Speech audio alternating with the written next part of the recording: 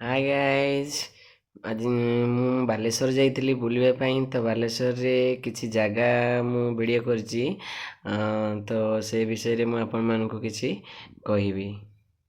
ଇଏ ହେଉଛି ବାଲେଶ୍ୱରରେ ମଠସାହି ହରଗଙ୍ଗା ପୋଖରୀ, ଯେଉଁଠି ଚନ୍ଦନ ଯାତ୍ରା ବଡ଼ ଧୁମଧାମରେ ହୁଏ। ଏଠି ଦେଖନ୍ତୁ କେତେ ବଡ଼ ପୋଖରୀ ମଧ୍ୟରେ ଶିବଲିଙ୍ଗଟେ ମାନେ ଶିବଙ୍କର ପ୍ରତିମୂର୍ତ୍ତିଟେ ରଖିଛନ୍ତି। ଚାରିକଡ଼ ପୋଖରୀ ଚାରିକଡ଼େ ବି କିଛି ସଖୀଙ୍କର ମୂର୍ତ୍ତି ରହିଛି।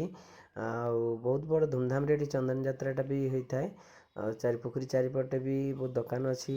ଦେଖନ୍ତୁ କେତେ ସୁନ୍ଦର ଦେଖାଯାଉଛି ଶିବଙ୍କର ପ୍ରତିମୂର୍ତ୍ତି। ସନ୍ଧ୍ୟା ସମୟରେ ସାମ୍ନାରେ ଗୋଟେ ରାଧାକୃଷ୍ଣ ମନ୍ଦିର ଅଛି। ଆମେ ଯାଇଥିଲୁ ସନ୍ଧ୍ୟାବେଳେ ଠାକୁରଙ୍କୁ ଦର୍ଶନ କରିବା ପାଇଁ। ଆଉ ବହୁତ ସୁନ୍ଦର ବି ସେଠି ରହିଛି। ଲୋକମାନଙ୍କ ମନରେ ଭକ୍ତି ସହିତ ଠାକୁରଙ୍କ ଦର୍ଶନ କରିବା, ସନ୍ଧ୍ୟା ସମୟରେ ଠାକୁରଙ୍କର ଆରତି ଦେଖିବା। ଆଉ ପୁଣି ସାମ୍ନାରେ ଯେଉଁ ପୋଖରୀ ରହିଛି ସେଠି ଯେ ଦେଖନ୍ତୁ ସନ୍ଧ୍ୟାବେଳର ଦୃଶ୍ୟ, ଲାଇଟ୍ ଚାରିଆଡ଼େ ବହୁତ ସୁନ୍ଦର ଦେଖାଯାଉଛି। ଇଏ ହେଉଛି ବାଲେଶ୍ୱରରେ ଫକୀରମୋହନ ଗଲେଇ। ଆମେ ସେଇପଟେ ଦେଇ ଆସିଲୁ, ପାଖାପାଖି ସେଇ ରାସ୍ତା ଦେଇ ଆସିଲୁ। ଇଏ ହେଉଛି ଓଭରବ୍ରିଜ୍, ବାଲେଶ୍ୱର ଓଭରବ୍ରିଜ୍। ସେ ତଳ ଦେଇ ରାସ୍ତାରେ ଆମେ ପଳେଇ ଆସିଲୁ। ଆଉ ଇଏ ହେଉଛି ଗଡ଼ଦେଉଳିଆରେ ପାଖରେ ଥିବା ଟୋଲ୍ ଗେଟ୍। ଦେଖନ୍ତୁ ଏଇଟା ହେଉଛି ଟୋଲ୍ ଗେଟ୍ଟେ। ଏଠି 5 ନମ୍ବର ଜାତୀୟ ରାଜପଥ ଉପରେ ଅଛି।